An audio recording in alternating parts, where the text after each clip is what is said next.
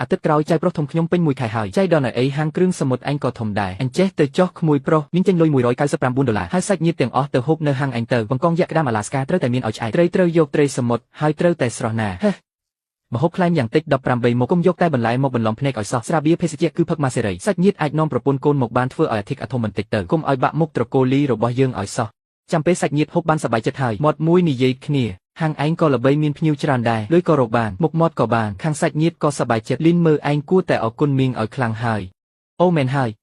គ្រឿងសមុទ្រត្រូវរើសអាស្រស់ណាស់សុទ្ធតែសាច់ញាតិឯងទេកុំយកត្រីស្អុយបង្គាស្អុយមកបន្លំឲ្យសោះអ្នកមីងច្រឡំហើយដឹង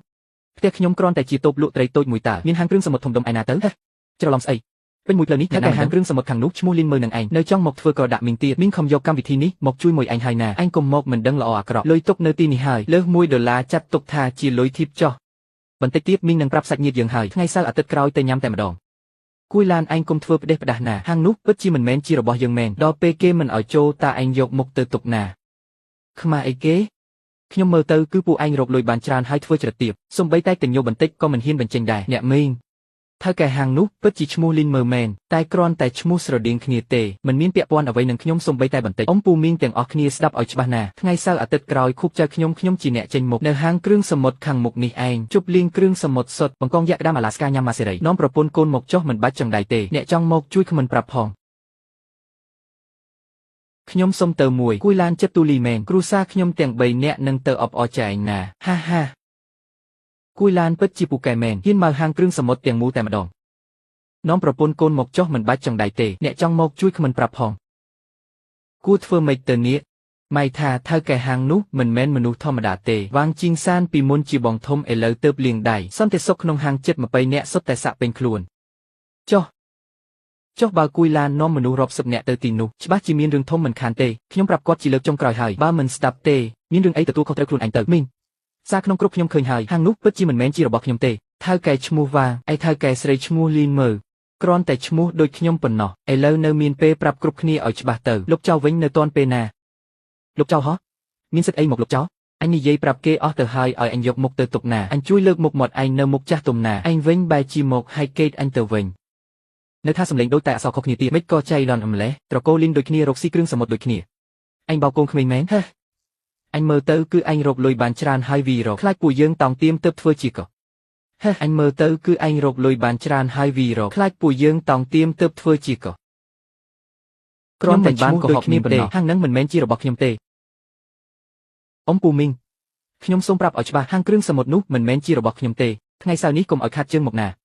បើចង់ជួបជុំគ្នាខ្ញុំនឹងរៀបចំ5តូននៅហាងធម្មតាក្នុងភូមិយើងខ្ញុំចេញលុយចាត់ទុកថាជាការអបអរជ័យចុះគ្រប់គ្នាបើកភ្នែកមើលឲ្យច្បាស់ទៅនៅថាមិនមែនជាហាងវិទាគេហៅថៅកែលីនមើពេញមាត់ទៅហើយក្មេងនេះគ្រាន់តែធ្វើចរិតទាបមិនហ៊ានទទួលប៉ុណ្ណោះអូនទៅហៅថៅកែលីនមើមកបន្តិចមកខ្ញុំនឹងគេស្គាល់គ្នាច្បាស់ណាស់ថ្ងៃនេះជួយបញ្ចុះតម្លៃឲ្យបន្តិចមកចាស់សបានតាអង្គុយចាំបន្តិចណាខ្ញុំទៅហៅគាត់សិនទីទេភ្ញៀវគេហៅឯងថាថៅកែទៀតផងបើមិនមែនជាហាងឯងភ្ញៀវគេមករកឯងឲ្យបញ្ចុះតម្លៃធ្វើអីនេះនៅចង់ប្រកែកដល់ណាទៀតបើមិនចង់ប៉ាវនិយាយត្រង់មកយកលេសបែបនេះមានន័យអីទៅមែនហើយមានវីដេអូច្បាស់ក្រឡែកចឹងហើយនៅធ្វើពុតទៀតសម័យនេះមានអ្នកណាគ្មានលុយស៊ីគ្រឿងសមុទ្រទៅអ្នកណាចង់បានលុយឯងទៅលាក់លៀមបែបនេះកំណាញ់មែនទែនគិតទូលីបន្តិចទៅកុំសម្លឹងឃើញតែប្រយោជន៍បន្តិចបន្តួចចិត្តទូលីបន្តិចទៅមុខរួចហូបត្រីធម្មតាមានអីអស្ចារ្យទៅនិយាយទៅខ្មាស់គេស្លាប់ហើយត្រកូលីយើងមែនហើយមនុស្សជាង100នាក់ឯណោះហាងតូចមិននឹងអង្គុយគ្រាន់កុំមកនិយាយលេងសើចបែបនេះអីពួកយើងមិនមែនមកស៊ីត្រីថោកទាបរបស់អញទេបើស៊ីគឺស៊ីបង្កងយក្សក្តាមអាឡាស្កាគ្រប់គ្នាកុំទៅខ្វល់ជាមួយគេអីការជួបជុំគឺកំណត់យកហាងគ្រឿងសមុទ្រនោះហើយលុយខ្ញុំក៏បានឲ្យលីនមើរួចហើយដែរ$199មិនខ្វះមួយកាក់ទេថ្ងៃសៅរ៍ម៉ោង12ថ្ងៃត្រង់មកឲ្យតាន់ពេលណាបើមានរឿងអញអ្នកទទួលខុសត្រូវនេះគិតដោះស្រាយយ៉ាងម៉េចទៅសុកបែរជាទម្លាក់កំហុសមកលើឯងចឹងដល់ពេលនោះគេមិនឲ្យចូលម៉ែនឹងឯងច្បាស់ជាខ្មាស់សាច់ញាតិមិនខានទេហាមិនស្ដាប់ក៏ទុកឲ្យពួកគាត់ទៅតាមកម្មទៅចាំមើលចោះ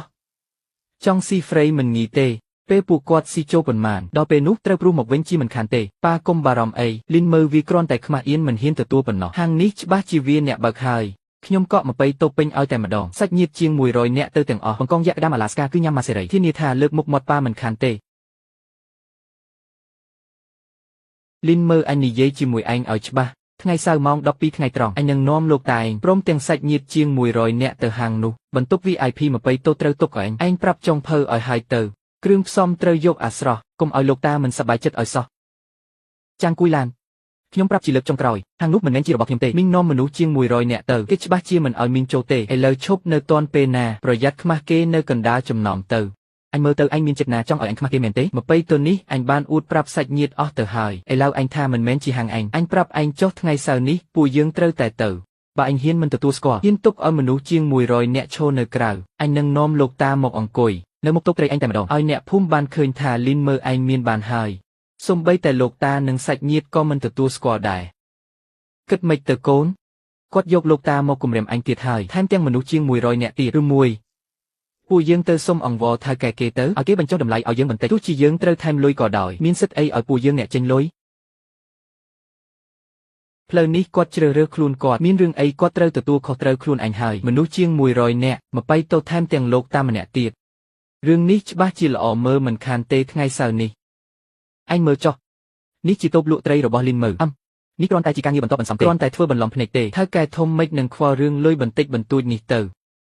សំខាន់គឺគ្រប់គ្រងហាងគ្រឿងសមុទ្រខាងនោះខាងនេះគ្រាន់តែធ្វើចរិតទាបប៉ុណ្ណោះអូហូពូកែមែនលីនមើលក្មេងសោះតែរកស៊ីធំមែនតែនលាក់មុខលាក់មាត់ណាស់ថ្ងៃក្រោយត្រូវតែជួយមើលថែសាច់ញាតិក្រីក្រដូចពួកយើងផងណាកុំមានបានហើយភ្លេចសាច់ញាតិឲ្យសោះអ្នកមីង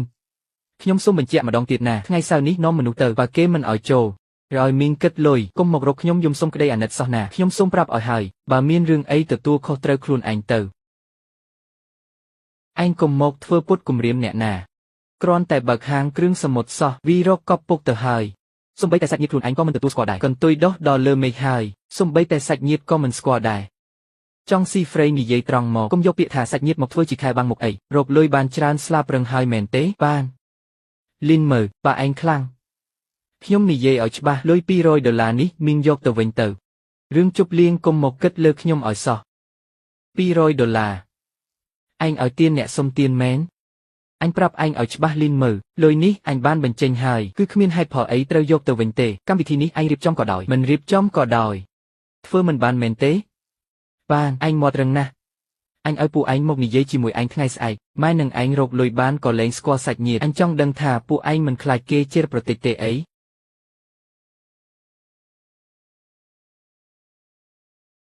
តោះពួកយើងទៅមើលបន្ទប់ VIP សិនអញមិនជឿថាវាអាចប្រឆាំងបានទេនេះជារឿងអីទៅនេះមិនក៏គាត់និយាយមិនស្ដាប់សោះអញ្ចឹងនៅយកពួកឯងមកគំរាមទៀតអ្នកណាមកក៏គ្មានប្រយោជន៍ដែរអ្នកណាចង់ស៊ីហ្វ្រៃអ្នកនោះត្រូវតែលុតជង្គង់សងលុយខ្លួនឯងហើយលីនមើលឈប់ធ្វើត្រីសិនទៅពូមានរឿងចង់និយាយជាមួយឯងមានការអីនិយាយត្រង់មកពូខ្ញុំកំពុងតែរវល់មីងឯងគាត់ជាមនុស្សឯងក៏ដឹងស្រាប់ហើយគាត់និយាយត្រង់តែគ្មានចិត្តអាក្រក់ទេគ្រាន់តែរៀបចំពិធីខួប1ខែសោះបងឯងមានកូនប្រុសតែមួយគ្រួសារឯងក៏មានកូនតែមួយឯងជាបងជួយយកអាសាគ្នាជារឿងធម្មតាទេសុទ្ធតែជាគ្រួសារតែមួយគិតច្បាស់លាស់ម្ល៉េះមែនហើយបងយ៉ាងណាក៏បងបើកហាងធំដែរបាយមួយពេលសោះថ្ងៃក្រោយខ្ញុំរៀបការក៏ត្រូវពឹងបងដែរកម្មវិធីក៏ត្រូវរៀបចំរាប់សិបទៅដែរកុំកំណាញ់ពេកប្រយ័ត្នគេសើចចំអកឯងមើលលីវៃក៏និយាយអញ្ចឹងដែរជាមនុស្សប្រុសត្រូវតែចិត្តទូលាយកុំគិតរឿងល្អិតល្អូចដូចមនុស្សស្រីអញ្ចឹងបើឯងរៀបចំបានល្អថ្ងៃក្រោយខាងសាច់ញាតិនឹងចងចាំខ្លួនឯងម៉ែឯងក៏មានមុខមាត់ដែរខ្ញុំសូមបញ្ជាក់ម្ដងទៀតណាហាងនោះមិនមែនជារបស់ខ្ញុំទេបាយមួយពេលរាប់ម៉ឺនដុល្លារខ្ញុំត្រឹមជាអ្នកលក់ត្រីគ្មានលទ្ធភាពទេធ្វើពុតស្អីទៅអ្នកណាមិនដឹងថាឥឡូវឯងមានបានហើយចាំបាច់ដល់ថ្នាក់នឹងទេជាងជន់មិនក៏ឯងមកទីនេះបងស្រីខ្ញុំនឹកបងទៅមកលេងបងនឹងក្មួយនឹងណាបងស្រី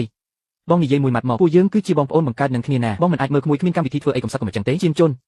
មិនមែនបងមិនជួយទេគឺជួយមិនបានមែនណាហាងគ្រឿងសមុទ្រនោះពិតជាមិនមែនជារបស់យើងទេយើងមានសមត្ថភាពឯណាទៅបើកហាងធំបែបនោះសមត្ថភាពស្អីគេខ្ញុំមើលទៅគឺមិនចង់ជួយតែម្ដងខ្ញុំសួរបងតែមួយម៉ាត់ទេកម្មវិធីនេះបងរៀបចំឬមិនរៀបចំគឺជួយមិនបានទេឯងនេះពិតជាសុទ្ធតែគ្រួសារតែមួយសាច់ឈាមតែមួយសោះម្យ៉ាងទៀតម៉ែឯងក៏ចេញពីត្រកូលលីដែរលុយឯងក៏ដូចជាលុយត្រកូលលីអញ្ចឹងគិតច្បាស់លាស់យ៉ាងនេះធ្វើអីធ្វើហាក់ដូចជាមានឋានៈអញ្ចឹងរដូវរងាឆ្នាំមុនពូថាខ្វះលុយទិញអីវ៉ាន់មានអង្គរដាលុយម៉ែខ្ញុំ$30000ច្បាស់លាស់ហើយថាចុងឆ្នាំនឹងសងទាំងដើមទាំងការឥឡូវកន្លងផុតទៅ1ឆ្នាំ7ខែហើយម៉ែខ្ញុំមិនទាន់ឃើញលុយ$30000នឹងពើយកទៅទិញអីវ៉ាន់ឬក៏យកទៅលេងល្បែងចាញ់អស់រលីងខ្លួនពូដឹងច្បាស់ជាងអ្នកណាទាំងអស់សងលុយ$30000នឹងមកសិនមកចាំយើងនិយាយរឿងកម្មវិធីជប់លៀងមិនអញ្ចឹងទេកុំនិយាយចង់យកមនោសញ្ចេតនាមកគំរាមខ្ញុំក៏ត្រូវមើលសិនដែរថាខ្ញុំព្រមឬអត់